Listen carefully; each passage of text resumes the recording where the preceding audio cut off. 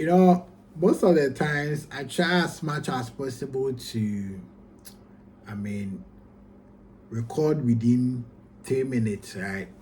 So that the video doesn't become boring to you. But I think that I like talking. But today, let's see. So yeah, I know I've been out for like more than 2 weeks, right? I was kind of busy trying to put one or two things together. But yeah, I'm back. I'm back. And you're welcome to my YouTube channel. And if you've not subscribed yet, kindly subscribe, click on the bell. You know how we do it, right? If you're already a subscriber, thank you for always coming here to what? To support. Yeah. I really appreciate you. Yeah, so today I'm here for my expiring data analyst. I really get this question a lot. Phil, I want to start my journey in data analytics, or I want to become a data analyst.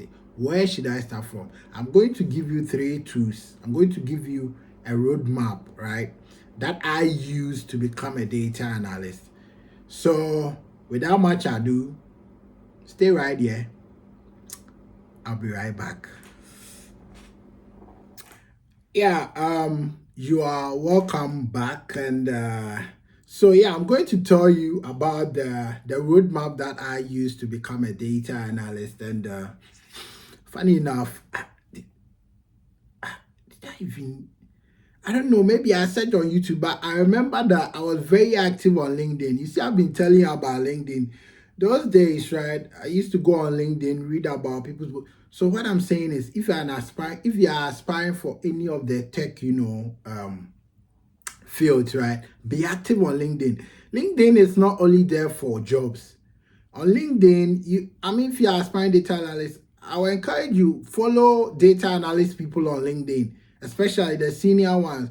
They make a lot of posts about the industry. The trending, tools, the outdated ones, things that you should focus on. Because if you want to follow courses online, some of the courses are even outdated, but you never know, right? So I feel like when you're active on LinkedIn, you see the trend, you see the things that are going on, and the ones that you are supposed to pay attention to speed up, right? To speed up things for you to land your first job as a data analyst. I mean, it's easy. It's easy. It's not that difficult. It's not that deep, right? So yeah. That's it about LinkedIn, and that's not why I'm here today. But I've also seen a couple of people starting with Python. See, I'm not sure Python is the best tool to start with, right? Sometimes when you join the boot camps, they start from there, because I feel like Python has a steep learning curve. If you don't have any knowledge in programming, if you don't have any knowledge in data, it will be very difficult for you to grasp the fundamentals, right? Because Python, understanding the syntax alone can take you more than 3 months. But you have to be fast, put things in place so that you land your first job. You can't start with Python. And see, I know you see Python in most of the JDs. There are a couple of times some of the JDs, they just want to standardize it, right? Most of the companies don't even use it for data analytics. See, for me, Python is not a real data analytics tool. Python is all doing guy, right? It can do everything. Python is not a real data analytics tool. If you want pure data analytics tool, it's Excel, SQL, right? SQL is the most important data analytics tool. Do you know why? Because every data that we talk about is stored in a database, right? Unless maybe you have a small shop that, even Excel, I consider Excel as a mini, database, platform, right? So SQL is the most important among all. People tell SQL is not needed anymore. See, don't let anybody lie to you. Let me talk about Excel, right? So Excel is the first, tool that I started with. And do you know why Excel is important? With Excel, right? I think Excel makes you think like an analyst. Yes, that's what Excel does. Because Excel, you are able to spot patterns, you are able to learn about data cleaning, right? These things are the most important things, because for you to be able to do a proper analysis with your data, you can't do analysis, proper analysis with a dirty data. Have to clean it.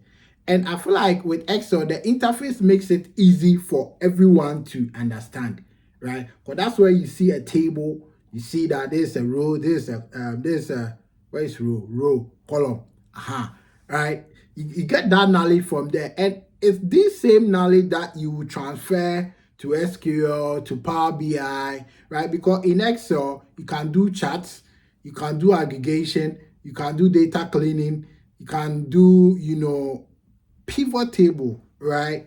So let me talk about the function that I think is the most important functions in Excel for you to learn, right? If you know these functions and you go for interview, I promise you, you are going to get it, right? The first one that I will talk about is the lookup functions, right? We have the VLOOKUP, the index match, but they introduced XLOOKUP, and because of XLOOKUP, I've never used VLOOKUP again. So it looks like the XLOOKUP replaced all the lookup functions. So once you're learning, please don't forget to learn XLOOKUP. Then the aggregation functions, sum ifs, count if, maximum, minimum, concatenate, what again?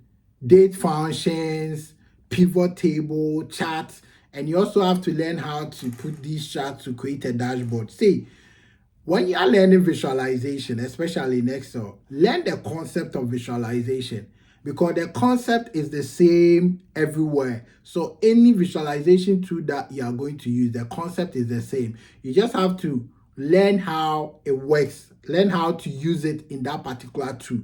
So if you are starting with Excel and you are going to, create charts and create dashboard, I think it's the same knowledge or concept that you are going to transfer into Power BI. So today I'm only going to talk about Excel. Start with Excel. In Ghana, Excel alone can get you a job, right? So if you want to take the route that will be easy for you to land your first data analyst job quickly, start with Excel. Right? I don't know if you have any question, you can put it in the comment section and I will talk about it. But yeah, so today we'll talk about only Excel. I don't want to, do a lot of minutes here. Right? So in the next video, I'll talk about SQL, how important it is, the functions, and the functions that you are supposed to know, and the syntax, how it works and all that. Then we'll move to Power BI. So yeah, thank you for watching. If you have any question, don't forget to put it in the comment section, and I'll see you in the next video. Bye bye.